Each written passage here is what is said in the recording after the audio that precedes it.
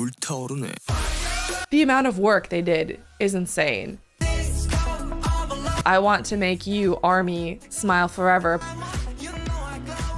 Welcome! Today I wanted to do a BTS dance party and proof musical analysis because there's a lot of things that I have analyzed and thought about while listening through this album, all 3 CDs of it, and I wanted to do the album justice and do justice to what BTS have put together for us and try and think about all the extra layers of meaning that are in there for us as fans as opposed to a general person listening to the album.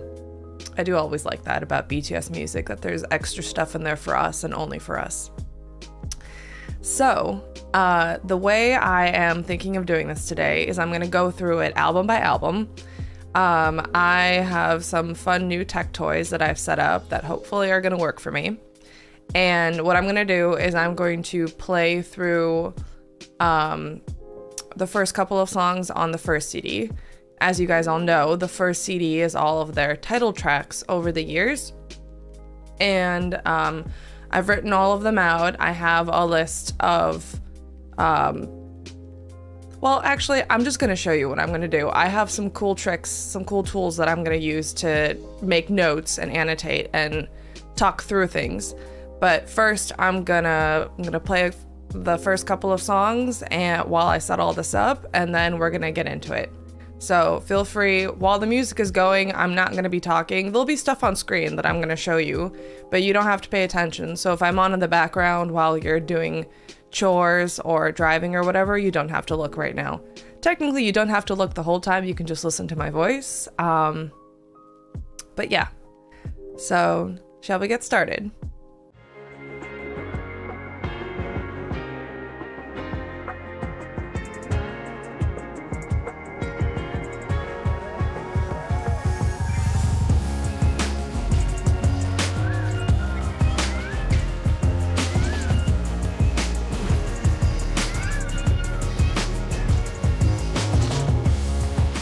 Basically, this is how I've broken down all of their title tracks. I've written out for you for every song where it came from, the year it was released, and basically like the big idea concepts that were on each of them.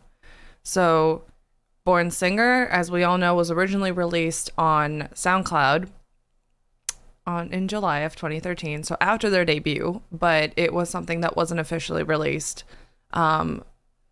maybe because people were talking about this online, that maybe they didn't have the rights because it was a song originally called Born Sinner by J. Cole, and they had taken his like melody and just like redone the lyrics and turned it into their own song and about something that applied to them. So maybe that's why they only released it back then on SoundCloud, and all these years later, they finally got approval from him to release it officially. After that, you had the School Trilogy, which was the albums Too Cool for School, Oh, Are You Late Too, and School Love Affair. And, you know, they had their debut song No More Dream, No, and Boy in Love. After that, Dark and Wild was a standalone album. It was their first full album called Dark and Wild. And then after that, you had HYYH Part 1, Part 2, and Young Forever, also known as The Most Beautiful Moment in Life. HYYH stands for... So after that, I'm just going to keep going while I figure out how to make this work. After that, you had Wings, and then the repackage of Wings called You Never Walk Alone. And those were, the title tracks were Blood, Sweat, and Tears, and then Spring Day. Although technically on Spring Day, the second title track was Not Today. And it was like the unofficial secondary title track that they went back and forth on. So after that, they had the Love Yourself era with Love Yourself Her, Love Yourself Tear, and Love Yourself Answer. And the song's title tracks were DNA, Fake Love, and Idol. After that, you had the Map of the Soul era, which they released first the EP Map of the Soul Persona with title track Boy With Love, and then Map the Soul 7 with title track On. And then after that, the pandemic basically derailed all their plans, and that's why we got the single Dynamite, which was their first ever release of a single on its own. I mean, then technically it was included on B, which was their unplanned pandemic album.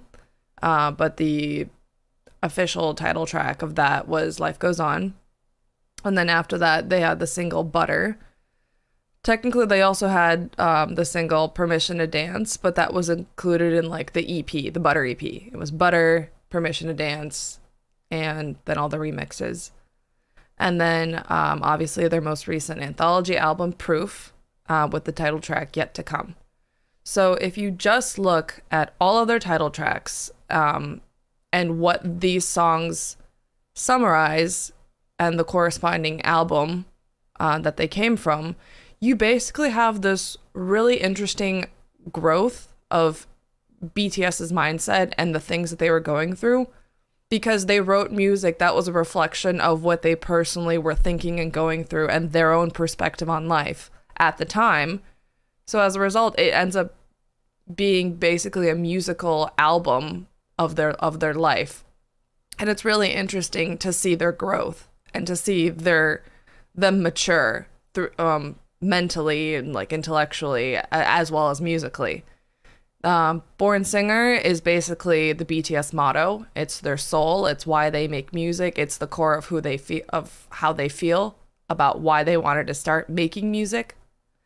And then after that, you had songs No More Dream and No, which were, you know, ideas of rebelling against the system, to not just do what every young person in South Korea is expected to do, which is study, study, study, always focusing on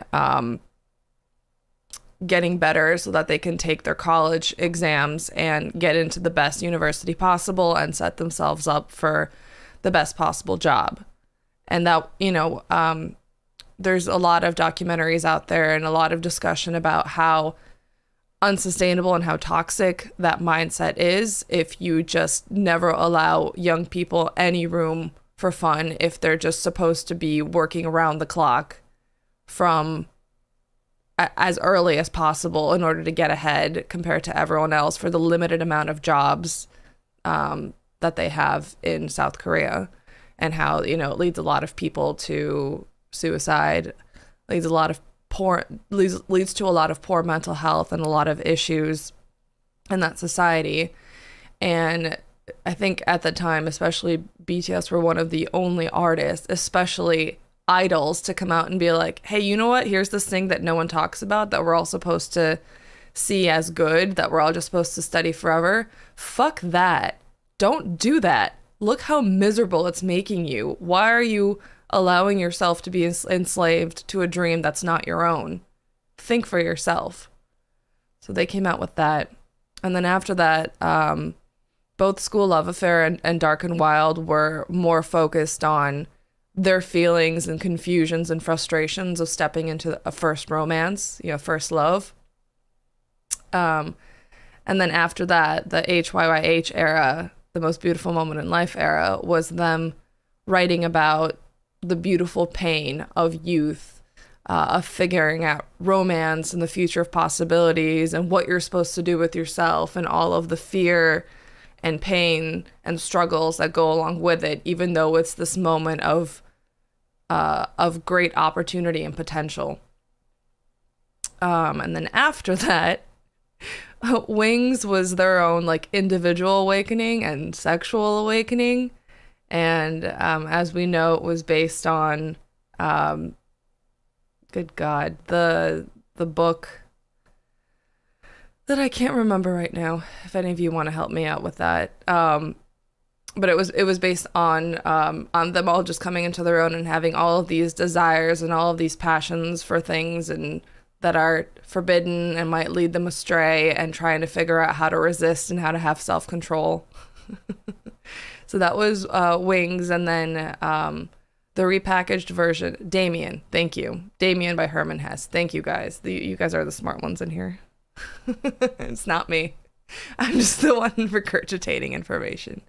But yeah, so the repackage of You Never Walk Alone was done with the ideas of providing comfort and talking about loss and experiencing grief and the pain of life and the tragedies of life and the things that, are not as fun at all ever to deal with, and things that you maybe get shielded from when you're much younger.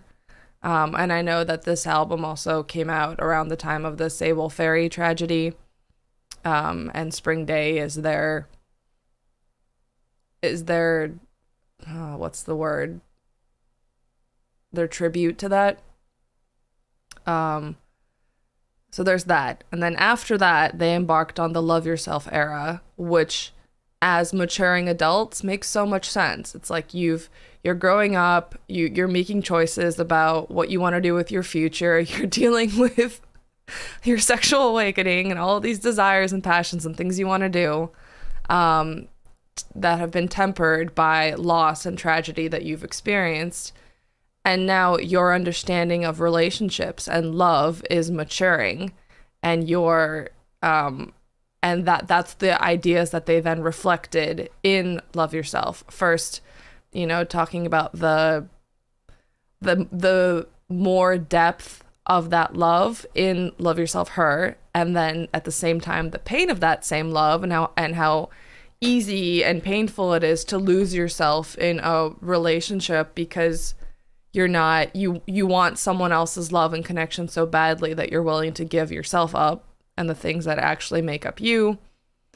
And then after that, Idol, as part of Love Yourself Answer, and the whole album just talking about, well, actually, if you're going to love other people, you need to love yourself first. The truth of love and relationships is that you need to know yourself and be happy with yourself so that you can connect with people in a way that's healthy. And so that was a maturing of their understanding of how relationships work.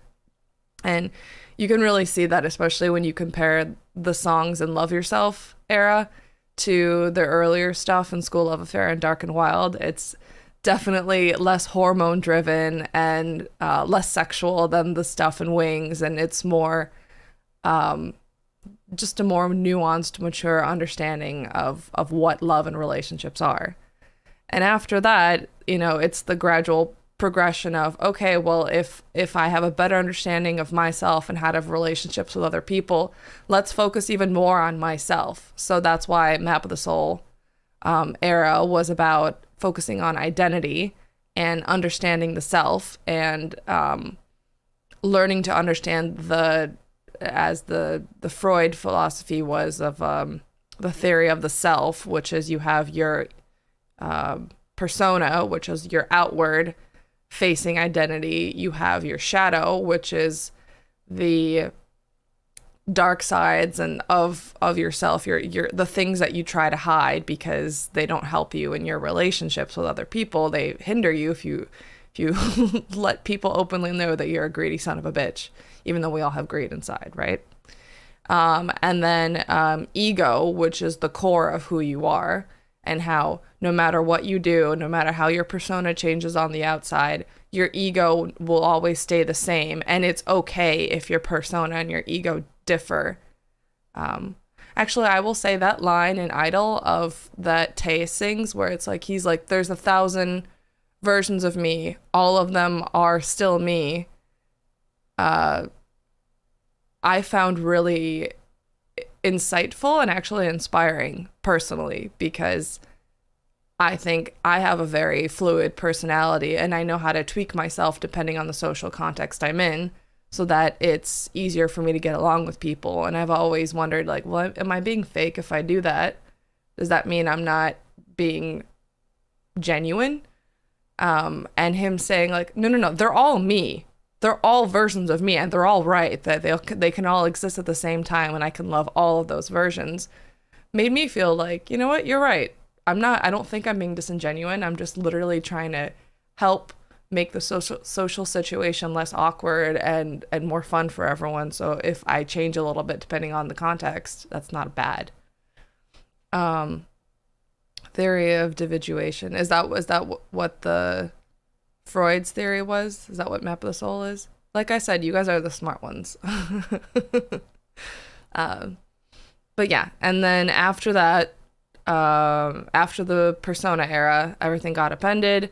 We have singles and we have albums that weren't expected and that are all tied to dealing with a pandemic and the tragedies, the global tragedy that resulted, right? So Dynamite was them looking for joy amidst the sadness, trying to make something that would force us to find some kind of joy and happiness when we were all really depressed.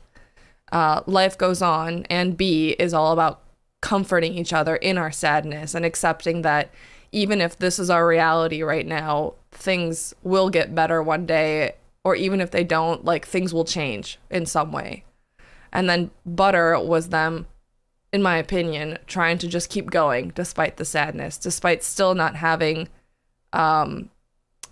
more clear outlook on the future and what that was going to look like. They still were like, we're going to put something out there. Even if it's not necessarily right, even if we're not necessarily sure of what we're doing, we're just going to keep trying. And then Yet to Come is them coming full circle and being grateful for the past and everything that's happened to them to make them who they are today, but also still looking towards the future and excited for what's to come, because the best is yet to come, and it's so exciting even if we have no idea what it is on the horizon. So that is basically their beautiful growth in and the changing of their mentality as they've grown up over the years. And I think it's really beautiful that we have something like this because of the promise they made to Bang Shiyuk that they would only make music that was honest and relatable to them. We get this really special inside look into who they are as individuals and as artists. And that's something that I think is very rarely recreated because a lot of artists don't have this promise that they made to someone to make everything across the board relatable and sincere. And so it's a lot easier for artists to hide behind like, oh, I'm telling a story. It's not necessarily me. It's someone else's story. Or I'm going to have a concept and I'm going to make all these songs about these ideas that maybe I personally haven't experienced, but I've collected ideas from other people. And so I'm able to give this perspective. Again, that's not necessarily my own, but I know that people like this kind of stuff. And that kind of separation of my art and me gives me privacy and comfort and allows me to release stuff like this. BTS had to be fucking honest and vulnerable, and that vulnerability and sincerity and forthrightness in their music is, in my opinion, why they were able to collect such a massive fan base, why they were able to connect with so many people, because that kind of honesty is rare, it's scary, and it's hard to recreate. And so when you as a fan see someone being that open in their music, it touches you. And you're like, I believe you. You are being honest with me. I'm sticking around. I'm going to keep supporting you. So you would think it's not that secret, but somehow all of the other attempts to recreate BTS and make, BTS 2.0 have all failed and crashed and burned so spectacularly. And it's because they're never genuine. They're always a copy. They're always fake in some way.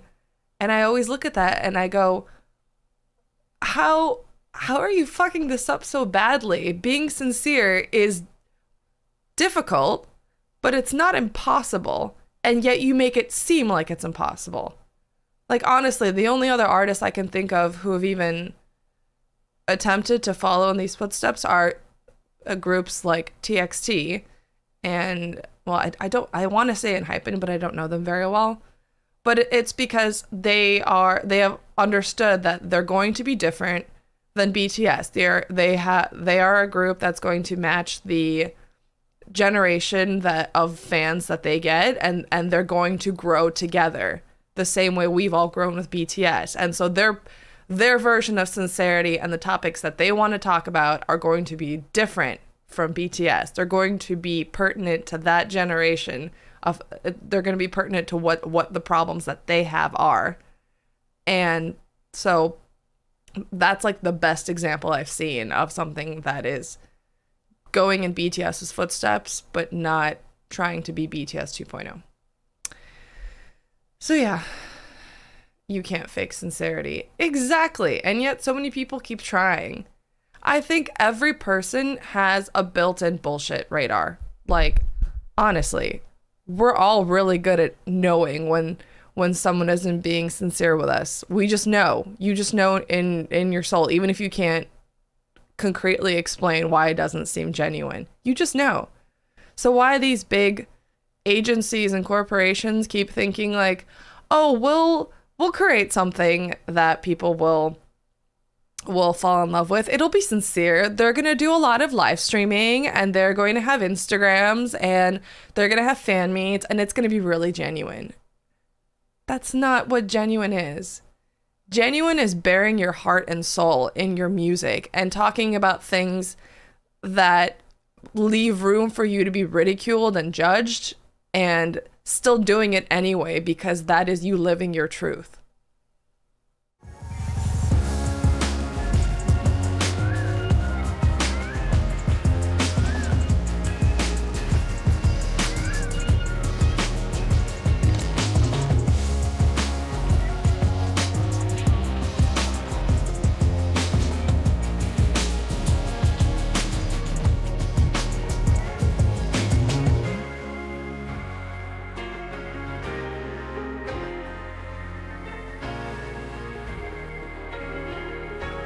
A good place to pause so I can tell you the other things I wanted to say.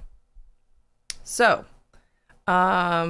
basically what I've drawn out on the screen before you is how many months was in between the releases of each of those EPs or albums or whatever. And so basically what you can see is their debut was in June of 2013, right? And that's when they came out with No More Dream, and then also released their first EP, Too Cool for School, which had like a couple tracks on it. And I mean, it's kind of, I think, typical for idols to their initial release is really short. It's like a couple of songs to basically, first off, they can't really afford to make much more.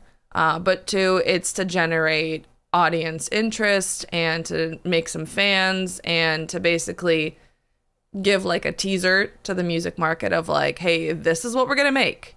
And then to figure out how many fans they have from that to try and start making some money by, selling the EP that they have, and then making more music later.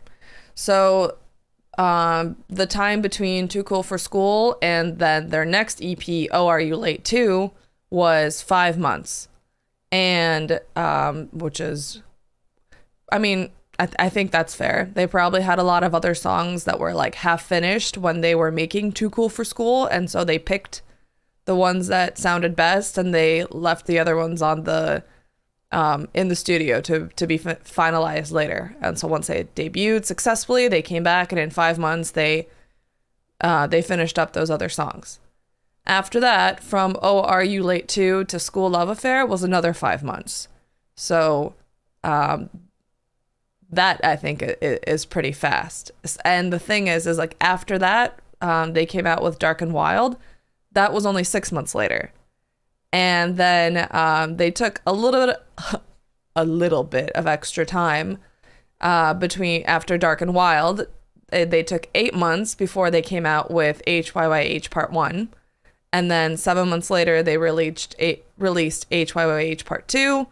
And then 6 months after that, they came out with HYYH Young Forever, which was a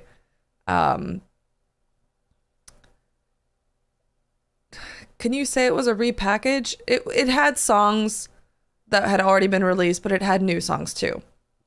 But yeah, so between all of that, they were basically releasing 2 EPs a year, basically, which I think is very prolific.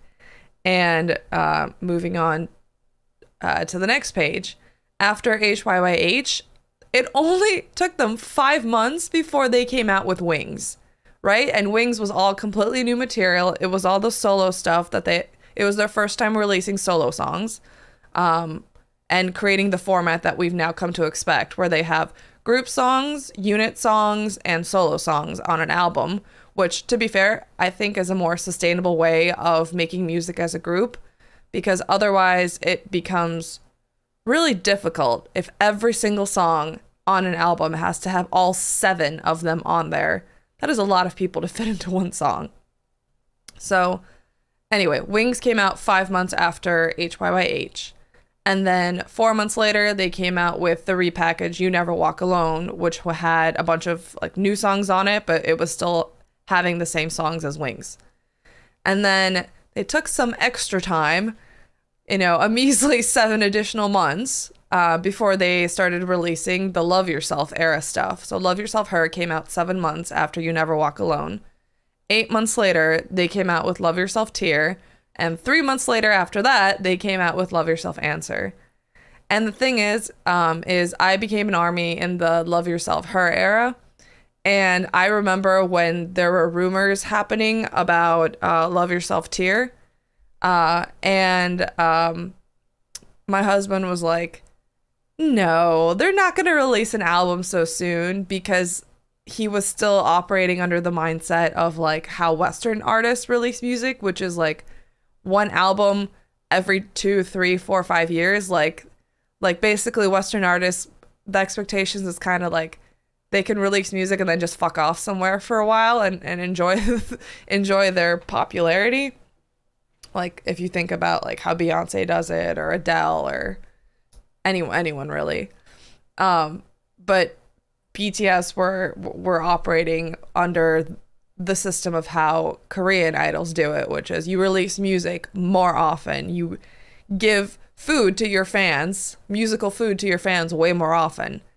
So, and then when Love Yourself Answer was announced 3 months after Fake Love, my husband was like, no, they are so not coming out with another album in August. This is absurd. This is a fake rumor. I don't believe it. And then lo and behold, they did come out with it. And my husband was like, what the fuck is wrong with them? Why are they releasing music so quickly? They need a break. And I was like, yeah, I agree completely, but I also am very excited. I also want Feed Me. But yeah, it's fucking insane. And then after that, after Love Yourself Answer, which was released in August of 2018, 8 months later, they came out with Boy With Love, on the Map of the Soul Persona album, and also at the same time they announced their world tour, for Speak Yourself, and then they toured, and so they spent the rest of the year touring. So 10 months after Map of the Soul Persona, we got Map of the Soul 7 in February, and then the world went to hell. Everything went to shit. So we got a single from them 6 months later after Map of the Soul 7. And then 3 months later after that, we got B, which was the unplanned album. But if you remove Dynamite from the equation, because Dynamite was technically included on B, the space between Map of the Soul 7 to B was 9 months. So basically, to me, it's kind of like it takes them 9-10 months to create an album from scratch. And it takes them less time when they're working on stuff like overlapping, like they're working on stuff for the current album and then the album they want to make after that, which is why earlier in the process, the time between albums, between EPs, between releases was so much shorter. But so after B, it took them 6 months to come out with Butter. And then after that, it took them a year and a month from Butter to come out with Proof. And Proof is their anthology album that has only the 3 new songs on it, plus all their demos. But I think that really gives you an idea of how much passion and how excited and eager they were to release music in the beginning with all of these really short gaps, like these really short periods of time between musical releases. And then as they got more mature, as more music was being released in each release, and instead of EPs, they were more like full album releases, the time between them got longer. And then when the pandemic happened and everything was unplanned and they basically went off the rails from all their plans, it became even longer than that. And I think the proof in how stifled and unhappy they were, and in the amount of gridlock they felt during 2021 and into 2022, is shown in the fact that it took them a year and 1 month to release an album from the time that Butter was released. And it was them deciding, okay, we have to say goodbye to what we've been doing and move on. So I think the proof is in the pudding. Proof is in just literally the time of these things. And I think it's crazy to think about how much music they released, since their debut. I just think it's insane. I really do. I think they've been such prolific artists, and that's why they've always said that they've been running. They say that in the song BTS Run BTS. Oh God, I always forget what's the order. Does Run come first or does the word BTS come first? But yeah, so they've literally never had a break. They've always been thinking about the next album. What's happening after that? When you add in the Japanese music, it's incredible. Yes, it really fucking is. It's insane. Oh, I just realized your chat boxes aren't coming up. I think they should come up now. Run BTS. Thank you. Yeah, like they're the Japanese versions of all of their songs. Fortunately, I think those are a little easier because it's more like they get help translating the lyrics and then they just have to re-record the song in Japanese. But fortunately, the hard part of coming up with the song has already happened. They've already created the mix, all the percussion, like everything in the rest of the song is the same. However, they have also released original Japanese songs, some of which are my favorite. One reason being that to me, it's a lot easier to sing in Japanese than it is to sing in Korean. But yeah, so the other thing I want to layer in here is the fact that they were on fucking world tours during some of these releases. So hold on, let me do this. So I need a different color. Let's just do yellow. So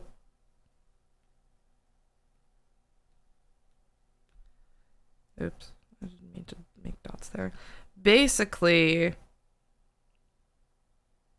when did they go on their most beautiful moment in life concerts? It was probably around this time, right? So this was their HYYH tour where they performed in Korea, they performed in Japan.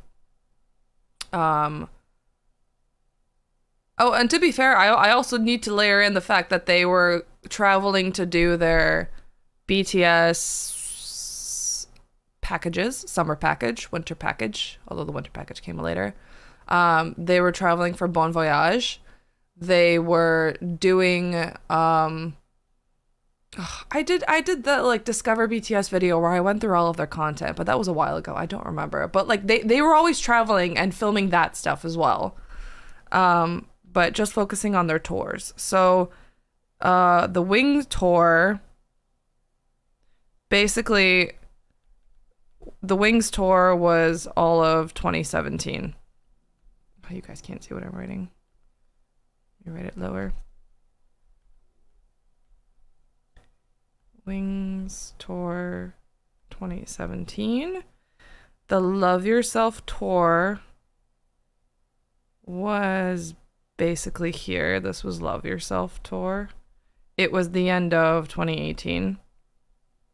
And then after they traveled around Europe and North America, they did go to Japan in, was it also 2018 or was it already the beginning of 2019? But they went to Japan and did the Love Yourself tour there. And I also do have to also add in, every year they were doing year-end performances, and they were getting more and more elaborate every fucking year. So I'm sure that was a big headache. And then around this time was the Speak Yourself tour. Speak Yourself tour was in 2019.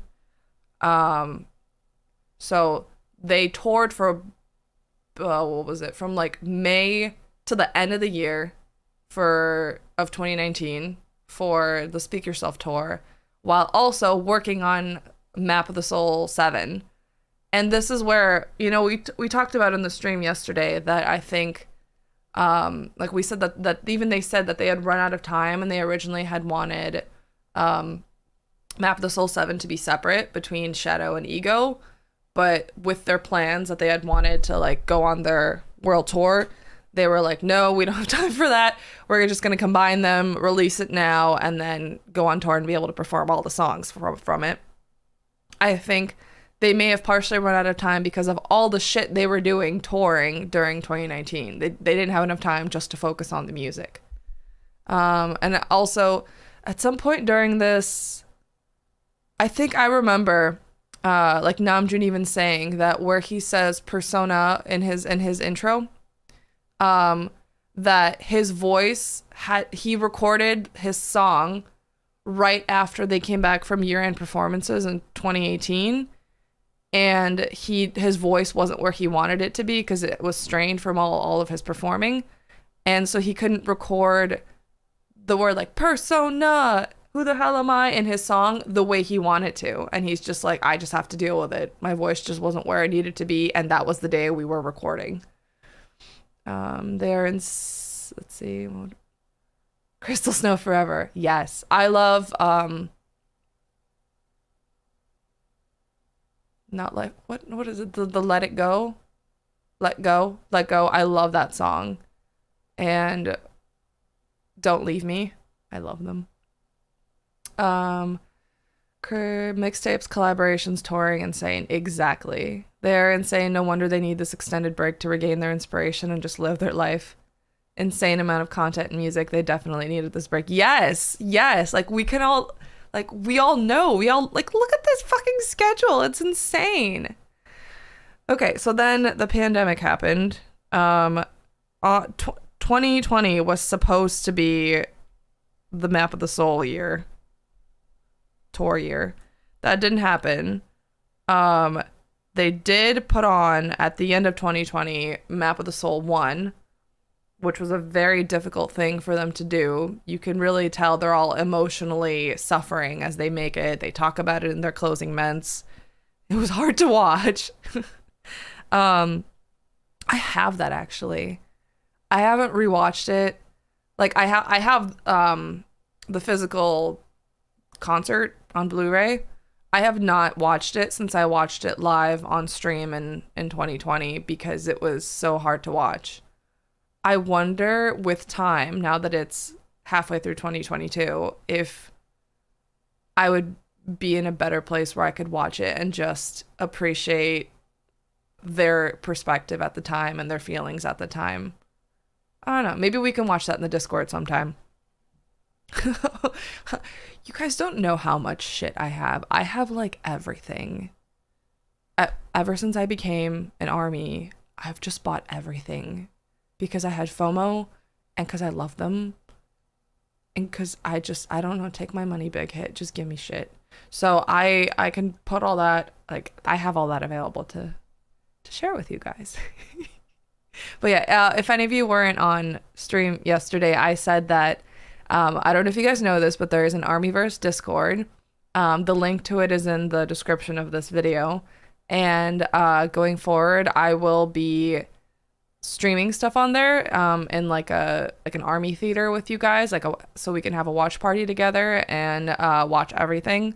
like BTS Run, Bon Voyage, any of their other variety show appearances, concerts, In the Soup, all that stuff. So it'll be like sporadic, and unfortunately I can't save whatever I stream because it's copyrighted content. So you are welcome to join as many of them as you'd like. I will try to pick a variety of times. It'll mostly be in evenings my time or on the weekend at various times. And yeah, we can just hang out in there and watch stuff. And I'll either be silent some days or I'll be making commentary other days and making it funnier. But yeah. They were basically running a sprint while talking about trying to run a marathon. Their pace was unsustainable. They were sprinting in a marathon. It's fucking insane how hard they worked. And that's why I think it was always so satisfying to have them meet other artists, especially Western artists, and then have those Western artists comment on meeting them and being like, they work so hard. Like, that's crazy. And all of us fans were like, no fucking shit. They work too hard. They could slow down and we would still happily support them, but they don't slow down and we're happily consuming way too much content and always being stirred into a frenzy about all the shit that they're releasing. And, you know, to be fair, like, there is an argument to be made that maybe part of the reason we were so fervent and why our love is so undying is because we had so much frequent interaction with them. They put out so much stuff for us to consume, and their stuff is their soul, right? It's who they are. So it was so often that we got a peek into who they were as people. And as opposed to the way other Western celebrities do it, like maybe they have lives on Instagram or they tweet on social media or they have appearances on Western television and they talk with their fans that way. BTS were focused on talking to us and interacting with ARMY through their content, whether it was like making music or going on making any of their shows that they were doing or going on tour and interacting with ARMYs in a stadium or all of the random side concerts they had. Like, I still remember them appearing on Good Morning America's summer series or whatever. Like, randomly, they were like, oh, we're going to perform a random side concert in New York as well. Oh, by the way, like, you know, we've been doing this arena tour for Love Yourself. We've dropped a stadium tour in there as well. Our first ever stadium tour at Citi Field. Please sign up. Please come. Like, everywhere, all the time. Things constantly being added. I even remember when they first announced Speak Yourself, the tickets for all their stadium venues sold out so fucking quick, and all of us were like, are you fucking kidding me? That they were like, just kidding, we're adding extra days. We're going to be in all these places extra days because we want to see more of you. Like, the amount of work they did is insane. And again, like, maybe that is partially why we love them so much and why we're so undying in our loyalty to them. Maybe it isn't. I don't know. All I can say is the way things have happened have resulted in us being this way. So who knows what kind of fans we would have been like if it was different. But yeah. So, and then in between Butter and Yet to Come, this was the time when we had the PTD concerts in LA and Vegas. They're fucking insane. I love them to death, but they need to stop running this goddamn marathon. They're workaholics. All right, so this is everything that I had to say on the first CD. I hope you guys have enjoyed my diagrams. I'm having fun drawing on my tablet. But yeah, so I am going to go ahead and play the rest of the CD if I can figure out how to make this work. And then we are going to move on to the next one, and I have even more things to say about that one. Actually, I have things to say about Yet to Come, so I will probably pause after that and we'll talk again. So meanwhile, just jam out with me.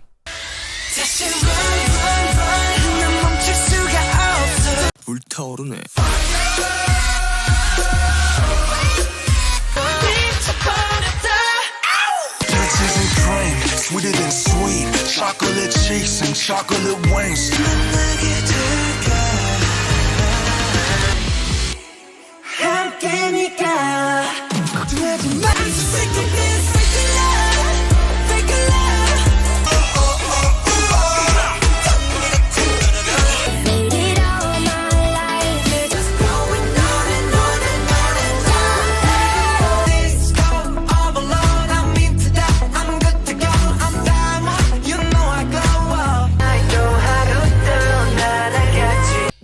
Pop like trouble breaking into your heart like that. We gonna touch the sky for the day we die. I'm sad I missed part of that. Yet to come. Oh, okay, I'm gonna put it on a loop while I talk. God, I love that song so much. So what I wanted to talk about with Yet to Come is the lyrics, because this is everything BTS feel about everything they've told us. Everything I talked about in my live stream yesterday about them going solo right now. This is all of their thoughts and feelings put into this beautiful song for us. And Namjoon even said in the dinner party that like everything that he wanted to say and all the things that he wanted to convey are in this song. Which, to be honest, has always been the case. Like, I'm sorry, they're artists. Like, they're always going to put their heart and soul into their art, into the music they make for us. And all of the messages that they've always wanted to tell us have always been in their music, because this is the way they communicate best. It's how artists are. I think it's really special that we have this. So I wanted to go through it. So I think the biggest thing that you can just like get from the chorus of the song is the past was honestly the best. Like, I'm really happy about everything that's happened and my career has been amazing. But my best, like, is what comes next. Like, I still have room to grow. I'm still going to be even better. I'm so excited for the future. And I want you to see my best. I want you to be there with me as I keep getting better. And you know, we talked about how they're always so fucking busy and they can't stop. So it's the things that they, whenever they have lyrics that are like, until I get out of breath, until I'm exhausted, until I stop running. Like, this is them being like, this is fucking hard and exhausting, but I can't stop this. I can't give up. Like, there's you and I here is BTS and ARMY. They're like, our best moment is yet to come. Like, this is scary, but there's so much more exciting things in our future. And they do not want to give us up. They don't want any of this to go away. And they're really hoping that it doesn't. Because, I mean, obviously they can't control us. Okay. And then the lyrics, everyone since some time ago calls us the best. All those names, I don't have an idea of what they are, only feel heavy now. This is something that they've talked about repeatedly, about how they always get these labels, like biggest boy band in the world, biggest, you know, like this is Beatlemania 2.0. Oh no, they're bigger than the Beatles. Best artist of the year, song of the year, album of the year, winning everything left and right. Like, they're the best. And granted, we all know this in our hearts, that they are the best. But I think it's really intimidating to be given all those labels, because if you accept those labels at face value, that is so much to live up to. They're just human beings. They're like you and I. They just happen to have a talent for making music and connecting with people. So Hey, you're not allowed to move on. We're not done talking about the past, okay? Okay, YouTube music? Okay, it's on a loop now. So I really like that throughout their career, they've never let themselves buy into those labels. That they've always forced themselves to stay humble, because that is how you have a sustainable career and how you don't lose yourself. When you focus on, okay, they say I'm the best, whatever. By whatever, you know, luck, you know, sheer dumb luck or whatever reason, I connected with people and they did things for me that resulted in me winning some kind of award. Like, those are heavy labels for me, but I'm just gonna... I don't know what the fuck they are. Whatever. I'm just gonna keep doing my thing and doing what I love and being with the fans that I love. I just love singing. I just kept on running. Promise that we'll keep on coming back for more. Yeah, I just think it goes back to them being like, I've been exhausted. I have run. I've given you all of my goddamn youth. And I'm still coming back for more. I can't quit now. I fucking love you guys. Somewhere deep inside your heart still lives a boy who is ever young. I think that is really special. I think, to me, that line is saying, like, I will forever be the youthful boy I was who was passionate and obsessed with music and just wanted to make music. And I wanted to live, breathe, and eat it. I think that, to me, that makes me happy. Because when your inner child dies, then so does your passion for whatever it is that you've been doing.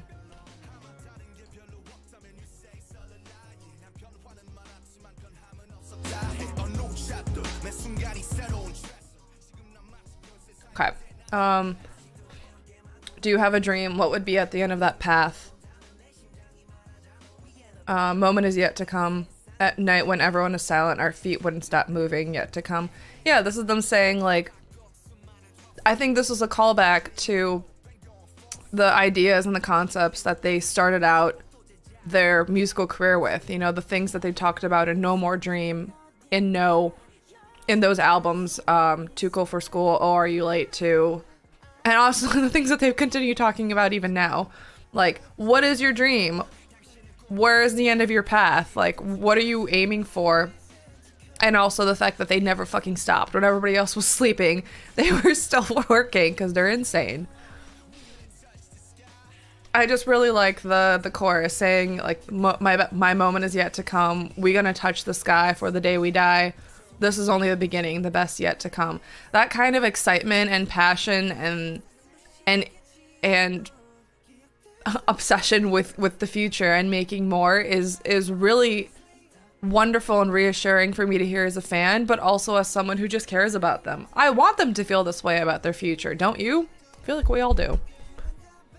The uncomfortable title given to us since some time ago, being called the best, makes me blush even now. Now, I just love music. Still, there's not much changed from back then. Yeah, it's the thing I was talking about before. They're like, fuck the title, it makes me uncomfortable, but I'm still fucking obsessed with music. And as long as I have the attention of people who are willing to listen to me, I will make it until the day I goddamn die. If I tell you there's not much changed, you'll say it's all a lie. I tell you there have been a lot of changes, but they did not change me. Isn't that cute? That's so sweet. A new chapter, every moment is my new best. As if I'm the 13-year-old me, I spit bars like I did back then. Yeah, like, this is, again, goes back to the thing I said yesterday in my stream about how this was their second debut. This is their debut as solo artists, and we, as fans, get the chance to witness it and support them and watch them grow and change and get better. Because they're not at the top anymore. They're starting back from the beginning. And it's really exciting. There's still a lot to learn, and in my life, there's still a lot to fulfill. If you ask me why, my heart would tell you, we ain't about it, the expectations of this world. We ain't about it, the steps to meet the standards of the best. We ain't about it, crowns and flowers, countless trophies. Yeah, again, I love that they fucking say this, because we know this. Like, the thing that drives them is not the accolades they get, the awards they win. Those are beautiful byproducts of us showing our love to them, and with our wallet and our voting and our attention and our tweets and hashtags and whatever else. But that's not what makes a sustainable artist or a sustainable musical career. So they don't care about what expectations are in the world and about how great they have to be. They don't care about what they need to do to be the best. They don't care about the crowns, the flowers, the trophies. They care about the music and living their life and doing the things that make them happy. Dream and hope and going forward, we so about it. Back to square one after running a full circle. Back to one. That's what I just said. They're like, I'm so excited to be in a place where I get to take the next step. You know, they've always actually wondered, like, There's no one on the path in front of them. There's no one that they can look to as a mentor for their career. They have no idea or example or template of what it's supposed to look like. And that's always made it really scary for them to keep trudging up the mountain, you know, keep getting bigger and more successful and making more music. Like, what comes next? And they've carved that out for themselves. They've realized what I have to do to make me happy, to make this last forever, a lot longer than it's gonna last if we stay together, is we have to separate out and do our own thing and support each other from a distance. And that makes me so excited. We're basically restarting. We're back to square one after turning a full circle. Yeah, and then they repeat the chorus, which I love. The past was honestly the best, but my best is what comes next. We'll be singing till the morn.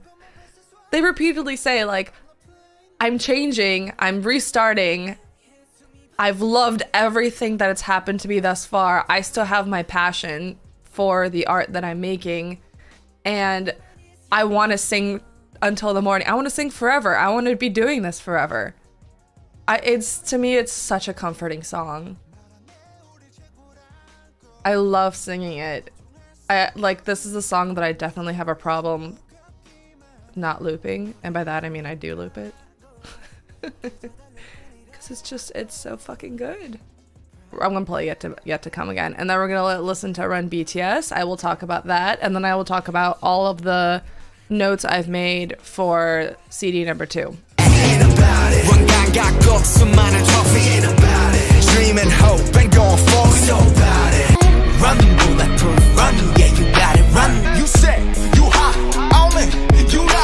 My God, how much does this fandom fucking love this song? We are all obsessed. And I know that in the dinner party, Namjoon said that he's like, hey, I'm sorry, I know you probably wanted to see this like in a live performance, but we don't feel comfortable performing with this attitude. And like, that's really diplomatic of them, because like this kind of song, can you imagine them performing this on their music shows and being like, yeah, fuck you, we worked harder than all of you. You want to get to where we are? Run faster, work fucking harder, bitches. Like, understandably, this song is really inflammatory to some people. But to ARMY, it's a fucking anthem. It's a call to arms. We're fucking ready to go. I love it. And I love that Jungkook's interview that I did read, he talked about that for this song, he brought back the energy that he'd had in like, their early music, like all of the Too Cool for School, or Are You Late Too, Boy, it was School Love Affair, Boy, Dark and Wild, like that like rambunctious, confident, macho, hormonal boy energy of like, what are you gonna do about it? I'm fucking better than you. They brought that back for this, and it's so fucking awesome. Hold on, I'm trying to make the stupid lyrics big enough. Yeah, so I wanted to go through the lyrics. I'm sure plenty of you guys have seen the fan translations on Twitter, and we've all screamed about them, but let's scream about them one more time. J-Hope's verse to me is a pat in the back to his mates. Yes, and I fucking love that too. I read Hobie's interview, the Weverse interview, and in it he gets asked why he didn't put himself in that section. And he said, I didn't need to, but this, whatever fan translation this is, they did put it in there. They made it like after Namjoon, Junie, he says his own name. So that's confusing. We're going to pretend we're not pretend that's not there. We're not going to talk about it. So Nonyoung 100 our place after school company calling. Yeah. I'll be over right this second. Please don't send me home. I love that. It's a callback to the first place that Big Hit, first building that they were leasing and working out of.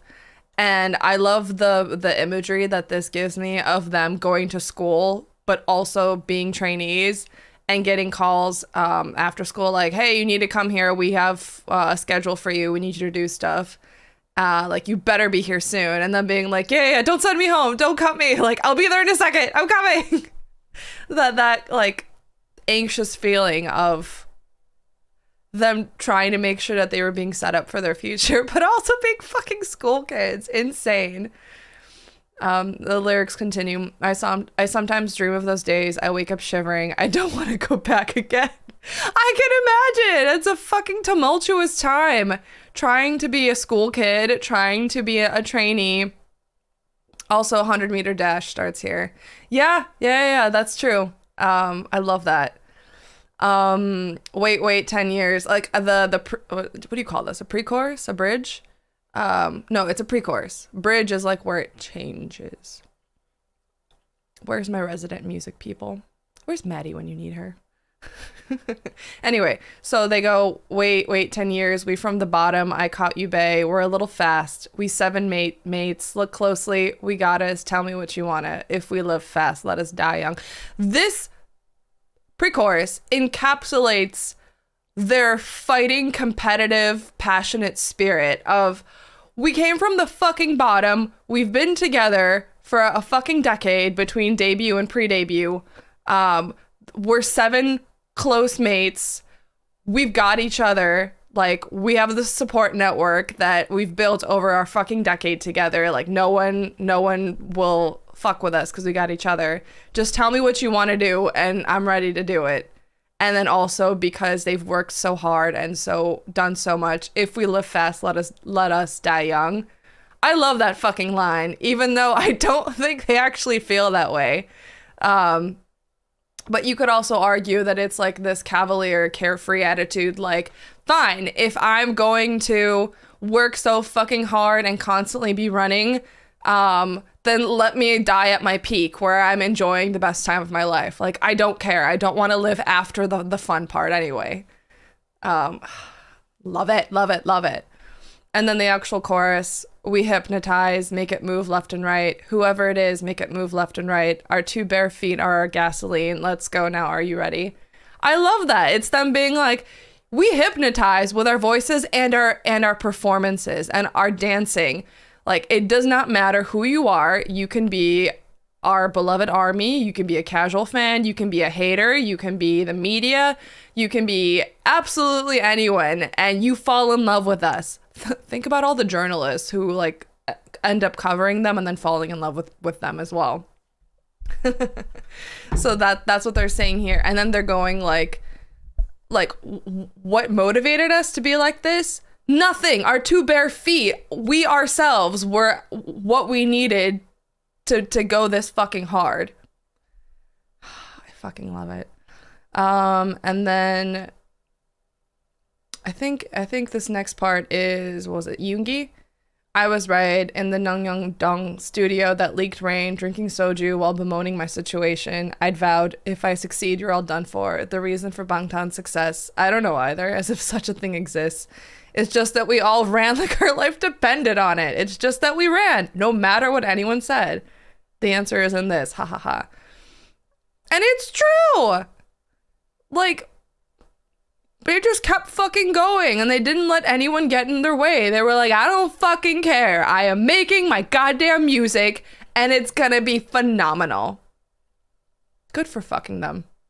And then Namjoon goes, comfort, got them, principles, got them, which I think is the biggest fuck you. Good God. He has like a really short verse and it's like so much is said in so little.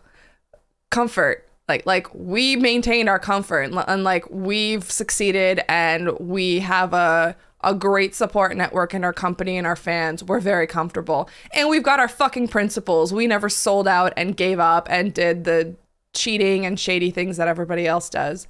Good music? Yeah, we make fucking good music. And we have a great team. Goddamn. Like everyone, us, our company, like everyone who we work with is great. And then the line, you say you hot, oh man, you not. The most simple, like, what is that, six words? It's the biggest fucking simple burn. I love it. And then the line above the running dude, above the flying dude is running Bangtan, let's go. I read fan translations online that were saying that this is a Korean like idiom saying that, like implying that there's always someone better than you. Like if you're someone running, well, there's always going to be someone flying above you. And Namjoon took that and he's like, well, above the person who's flying is fucking BTS running their little legs off. So no matter what, we're always going to be better than all of you assholes. Love, love, love, love. And then Hobie's verse, I fucking love it. Like, with blind faith, just run using your two legs. That's how we do it all. That's how we proved ourselves. 7 Chonis using our $1 million legs. I think that is also, I saw a fan translation saying that it's a reference to some movie about, or like some actual athlete who, like, against all odds ran really fucking fast and got really successful. And they're saying like, yeah, well, there's 7 of us and we all have $1 million legs. So fuck you. Like, we're just all really goddamn good. And I love his delivery. Autistic marathoner. Thank you. Yeah, he's like a famous Korean athlete.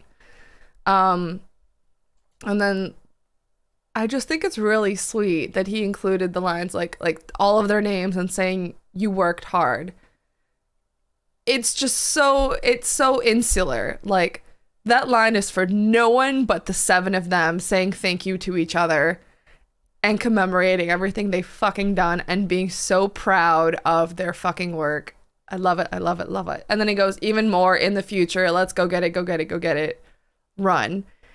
It's again, their belief that like everything we've done is amazing. It's incredible. And we want to keep going. We want to do more. Even if it looks different, we never want to stop. Like, let's keep fucking running together. And then I do really like that the end.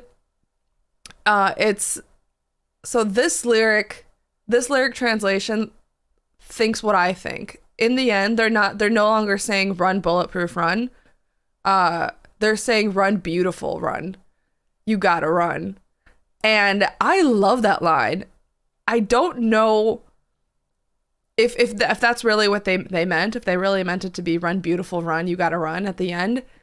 I don't know how to translate that or like how to interpret that apart from thinking that it's about me, Army, like run Army, like run, you gotta run too. Like, you gotta keep up with us. You gotta keep up with your own life. Like, we're all gonna keep running together, right?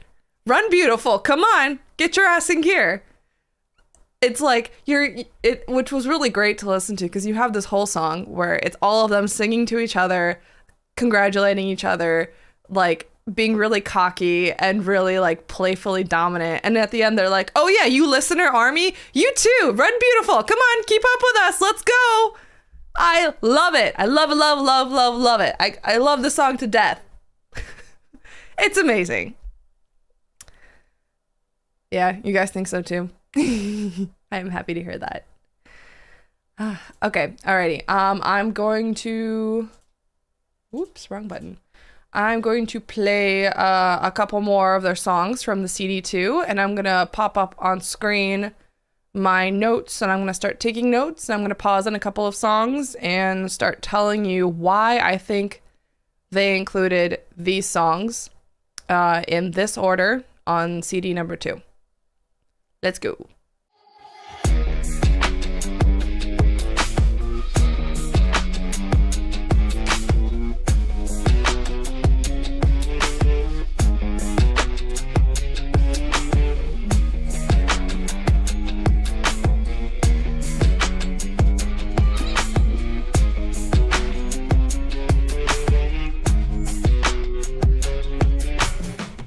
Okay, so hopefully you guys can see my screen where I've written out all of the songs that are on CD2.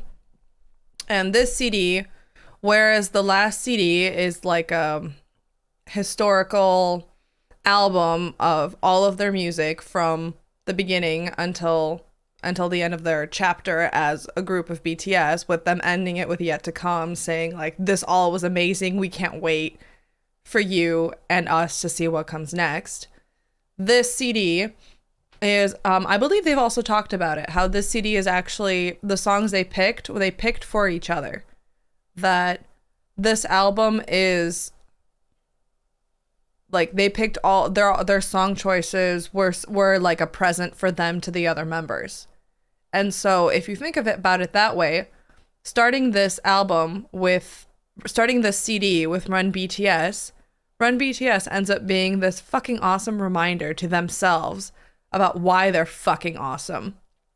As like this like introduction also to the CD of like, hey, you're fucking awesome. We're fucking awesome. And here's all of our songs to remind us of, also about why, as proof about why we're fucking awesome.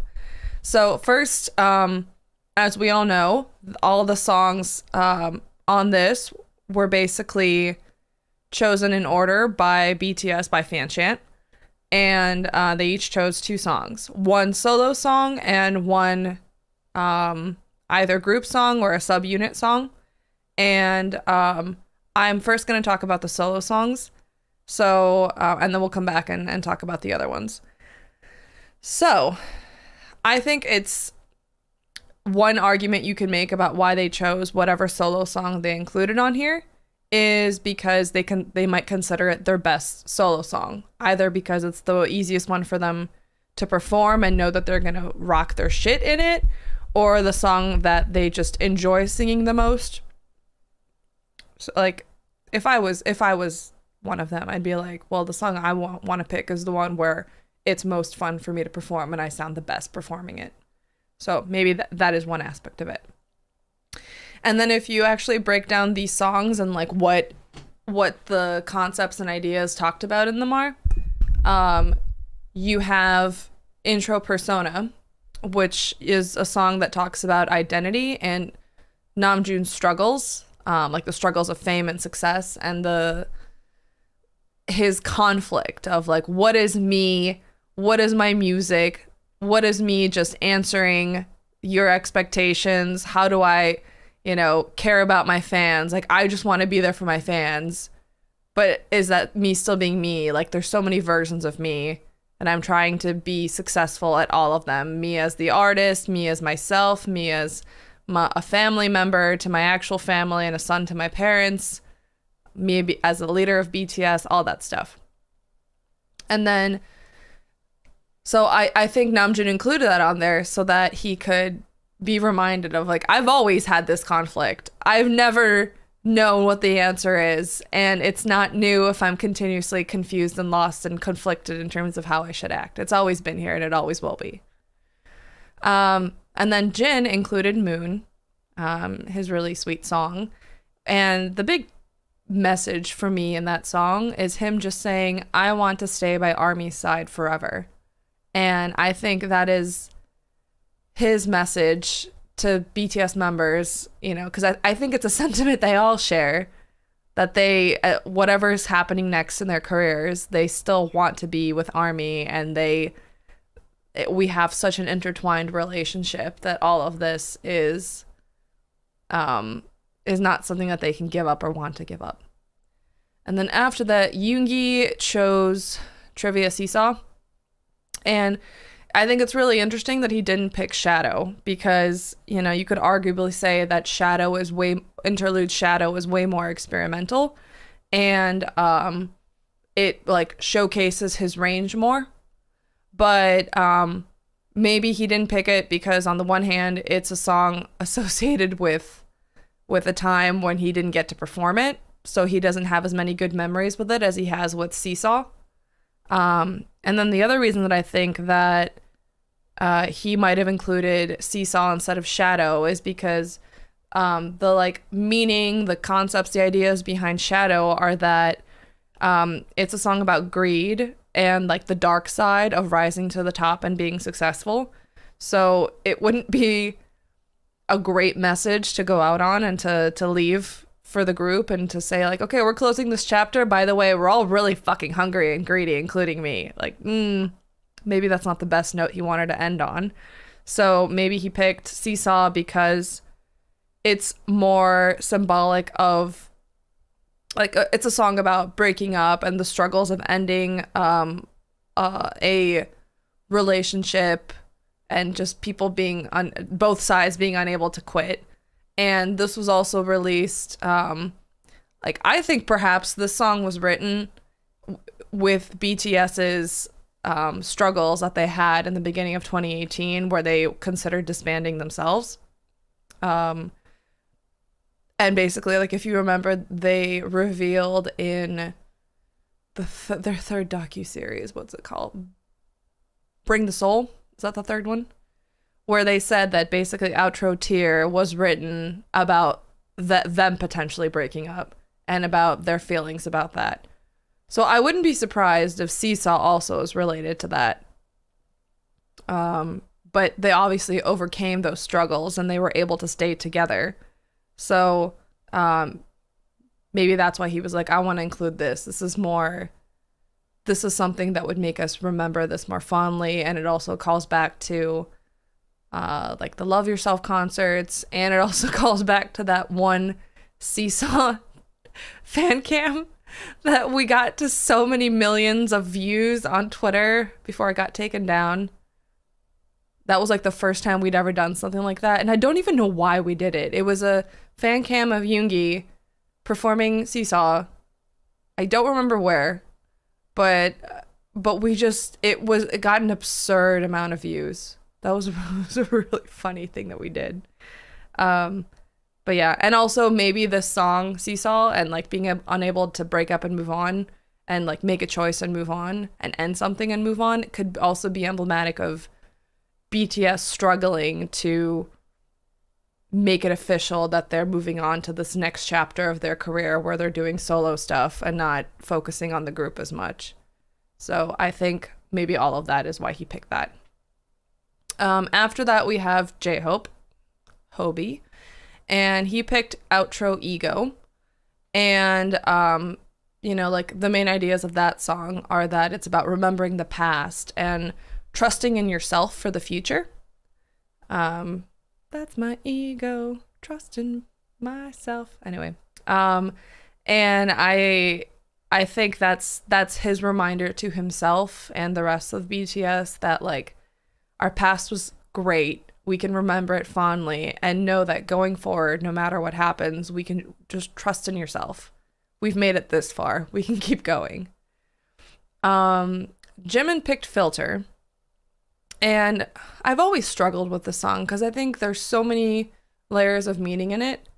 And I know it's included in the shadow portion of Map of the Soul 7. So it's supposed to be talking about something that he likes to hide and not show other people and doesn't necessarily think it's the most productive feeling or thought to have in the world. But basically what I interpret it as is that this song, the message in it is basically, don't look away from me. I can be anything you want. I'm that powerful. I want your attention on me, and I have no problem changing into whatever form you need to be pleasing. And I think there's good and bad things to that. And I also just think that would be a good message for them to give each other going forward, because they're all going to be changing. They're all going to be experimenting, growing, changing their concepts, exploring new directions from what we've seen of them. So they are going to be changing, and they're all still probably feeling the don't look away from me, army, like please still care about me and care about my music, and I really hope that we can still be together. And I think it's also partially a reminder of like, don't get lost in that feeling.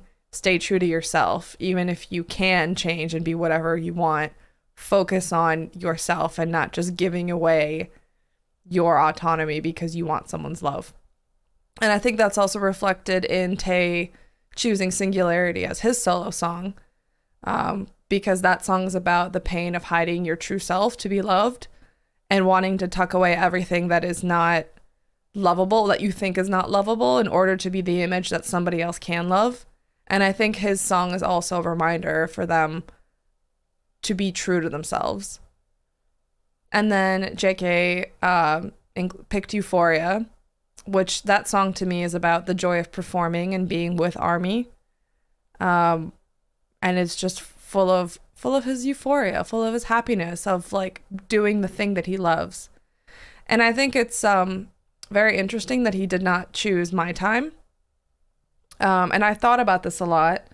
And I think it's because that song, My Time, talks about it's kind of sadder and more painful, and it talks about his struggles with growing up famous and not having the kind of youth or childhood that other people his age have, and how it's so much harder for him to connect with others.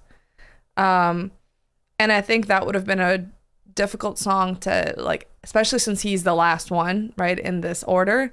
That would be not as great of a note to end on. It would have been a lot sadder. So he picked Euphoria as like a reminder to himself and the rest of them that don't forget that when we perform and when we're with Army, when we're with our fans, it feels right. We are so happy.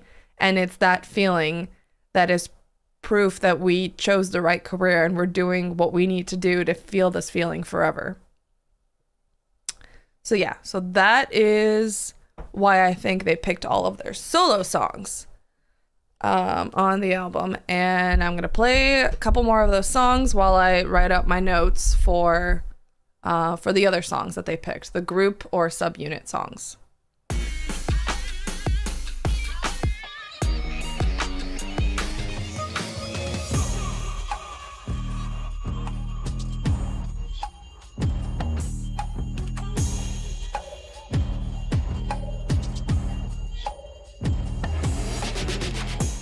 Okay, so focusing on the songs that we've heard thus far, and just I have them broken out on the screen for you guys. So Namjoon chose Stay as his other song for the second CD.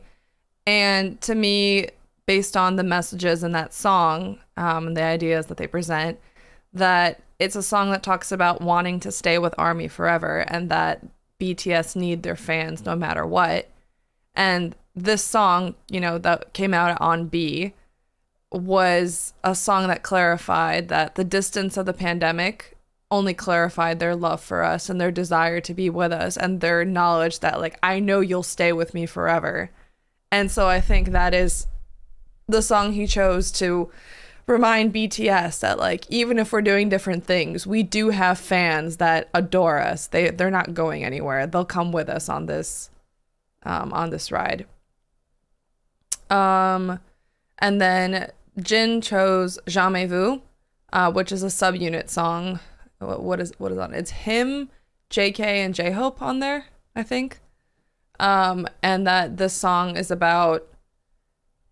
I love Jamais Vu, to be honest. It's a song about, like, where the lyrics talk about that feeling and, like, regrets after a concert, about not being as best as you could have been, about, you know, wanting to have done better. But, like, it's if any of you guys have performed in anything, then you know that when you're performing, when you're in any shape or form, you're riding nerves, you're working off of the preparation that you did, and when it's over, you think, oh, I could have done that better.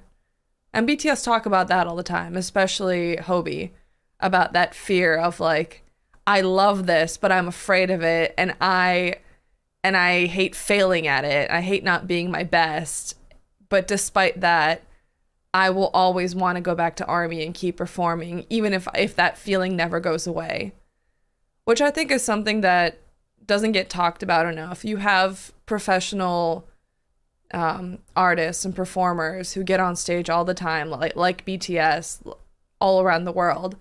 And that nervousness, that stage fright, that worry that you're not performing as best as you could be, that anxiety, it never goes away. You just learn better how to deal with it and how to suppress it so that you can still do what you need to do. But yeah, I think it's a very special song, and I don't really think I've heard a lot of artists talk about how difficult it can be to perform. They just go, I love performing for my fans. And maybe they say that to themselves because they need to be reminded of that constantly so that they can overcome their fear. But yeah. And then Yoongi included BTS Cypher Part 3, which I love the the third cipher. I think it's fucking awesome. And I think he included it as a reminder to the rap line that they are the best. They are at the top of their game. And this wicked diss track proved that they were so much more talented and just better than all of their haters, all of the antis, all the shit that they were getting at that time. Like, it does not matter what other people say, no matter what, we've been better than them this entire time, and we will continue to be better than everyone else, even as we embark on our solo shit. So you need to have that confidence and be proud of who we are and how talented we are. Let's see, what are you guys saying? I personally didn't like all the choices in the track list, but I guess it doesn't matter.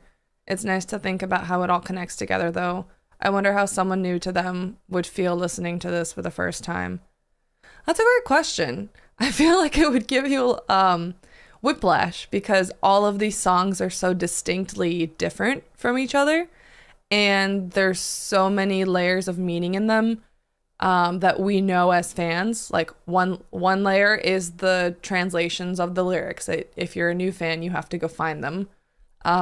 Second, all of the performances of these songs that they've made color the way they are. The whatever related comeback, whatever album they were released on is related. One second. And I think also another layer of meaning is the fact that we can kind of guess about why they put these songs and chose to include them on this album.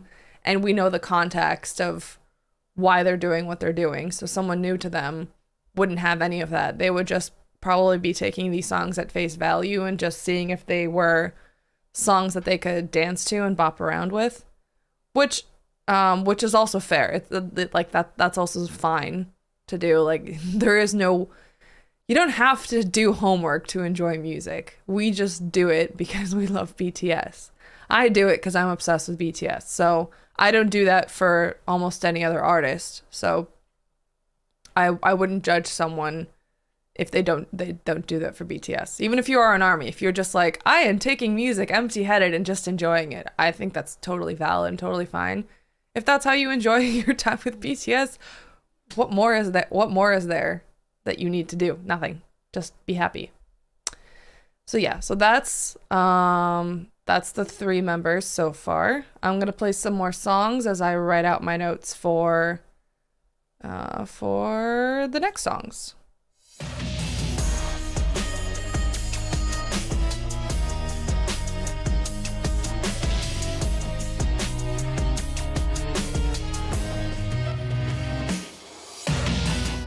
Okay, so to talk about the other 4 members and the non-solo song that they included on this CD. So Hobie included Her, and when I hear that song, to me, it encapsulates the Love Yourself series, which is basically, I think, his message to BTS to remind themselves that even BTS wanted to change to be loved by ARMY, but they realize that that's unhealthy, that they need to focus on themselves, and that true love comes from loving and focusing on yourself first and then giving yourself to others. Ego, to me, has the same vibe like a Latino American carnival.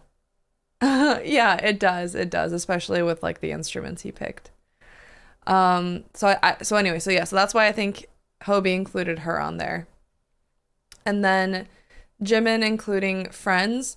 I know that originally this song, as they explained it, was between Jimin and Tae and them being close and wanting to be friends forever, and you know that they think they're each other's soulmates. But I think that also applies to all of them in BTS. I think no one else will ever understand them the way they understand each other. Nobody else will have lived their life and gone through their crazy decade together. So I think that Jimin included this song because he wants them all to remember that they all want to be friends. They all want to be close. Even after their career ends, even after everything else, they still want to be together because they are each other's soulmates. And then Tay included 0 O'Clock, and I think he included that because, you know, the whole message of that song is, and the lyrics even say, and you're gonna be happy. Because basically the song is a comfort song, and it's saying a better day will come. Like, no matter what the problem is, no matter what you're going through, what you're struggling through, just, you know, take a breath at midnight and reset and try again. So no matter what difficulties lie in front of you, remember that. And I think that's why he included that song. And then JK rounds out the CD, and the last song that he chose was Dimple. And I think it's because the message that he was sending here, that he wanted to remind all of BTS about, is that they, all of them, are basically, like, their mindset is, I want to make you, ARMY, smile forever because I'm addicted to your joy. In other words, BTS will love ARMY forever, and they're going to keep doing this forever because being with us makes them happy, and being with us, performing with us, making music for us makes it worth it for them to keep doing it. Which I think is really special and very sweet, and it makes me all warm and happy inside. They are like war buddies. Yeah, they definitely are. And nobody else will ever have the experience that they've had. So yeah. So basically, that is CD number 2. And I've been doing this for 3.5 hours. I blame the music. It takes a while to get through the music. But I'm going to pause and leave CD number 3 for a different day, because what I want to do with CD 3 is it's all of their demos, right? So I want to compare the songs and play side by side the demo and then the final version, because I've analyzed like all the differences and made all these notes that I want to talk about in terms of how they're so different.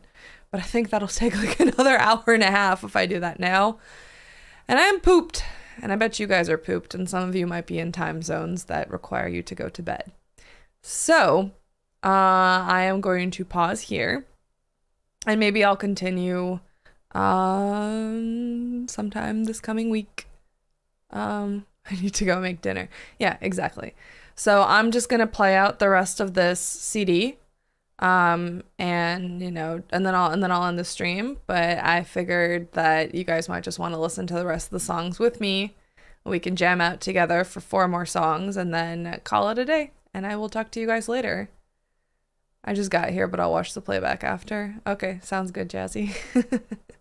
Anyway, thank you guys for joining me. And if you've been here this entire time, I really appreciate you spending your Sunday with me and having our little dance party.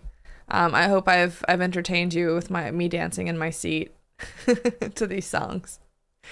But yeah, okay. Well, without further ado, here's the last 4 songs of Proof.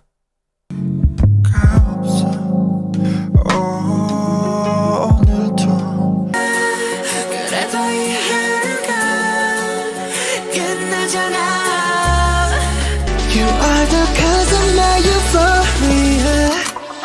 So I call you illegal. This was a lot of fun. I hope you guys have a wonderful evening, morning, afternoon, wherever you are.